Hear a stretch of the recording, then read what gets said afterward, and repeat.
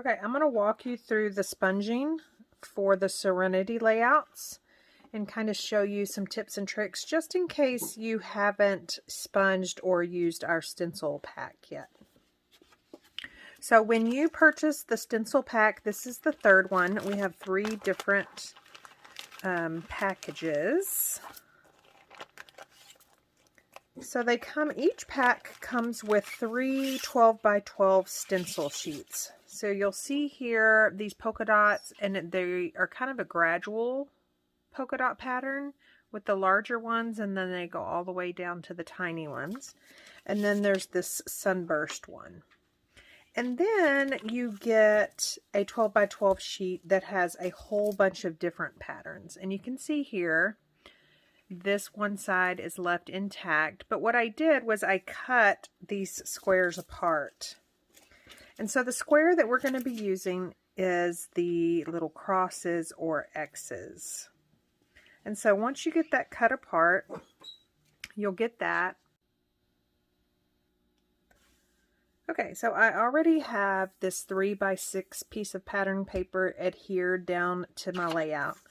And then the 6 by 6 kind of ombre piece.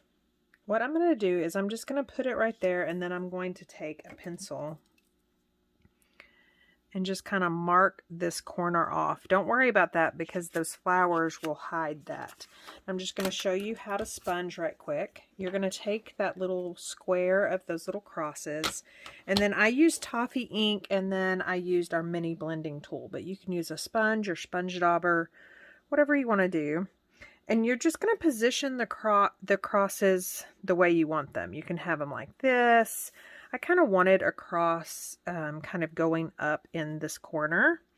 So I'm going to do mine like this, and you're just going to pick up the ink on your sponge dauber and then just make circular motions. And you're just going to color these crosses. Now I wanted it where it kind of went up and then down like this. So I'm going to try not to color those two. If you move your little stencil, don't worry, you can put it right back. And then I just did these. You want to be careful not to have a whole lot around these edges to create a hard line. And then you can always come down here and I can find those two with my stencil. And then I can do some like this. Same thing with up here. And it doesn't really have to be perfect. You can kind of create your own little, I guess, pattern. The good thing about these is because those flowers are going to hide the majority of them, you won't be able to tell, you know, see how these are going different directions? You won't really be able to tell that because there's so much going on in this corner. So you kind of want to go down almost to the end of that 6-inch and then over here to the right. So feel free to bring this back in and see if you need to do some more. So I definitely want to do some more right there. So I am just going to line up that one and then do some more right here. And then you definitely could just do 1 or 2 more over here as well. And then also, you know, don't worry about, see I have a line right there. I even have some lines. I thought it was on this one. It might not be. But don't worry about that line because again, once you get your little spray of flowers right there, it's really not going to matter. Those, the eyes are going to be pulled toward all this glittery goodness as well as your wonderful photos that you put on here. So you're going to repeat the process for that right side.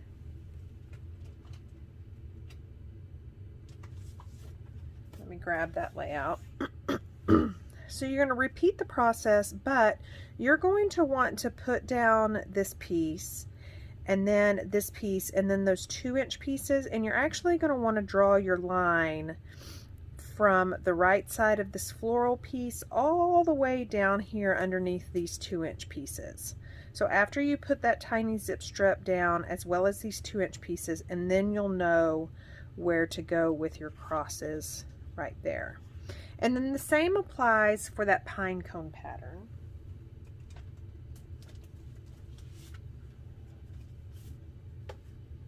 The good thing about this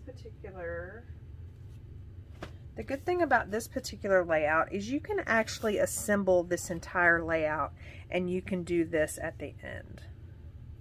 And so I just went over just kind of in this bottom left corner, and I even did it directly over those pine cones, and then the same thing right here. I did it at the bottom right. I did kind of go up further on this side, but that is pretty much it. And I did not do it on that third layout. I did not do any inking, but you definitely could if you wanted to bring it over here. You definitely could do some right here as well, and then maybe in this bottom left corner. If you have any questions about sponging or different techniques, then just let me know.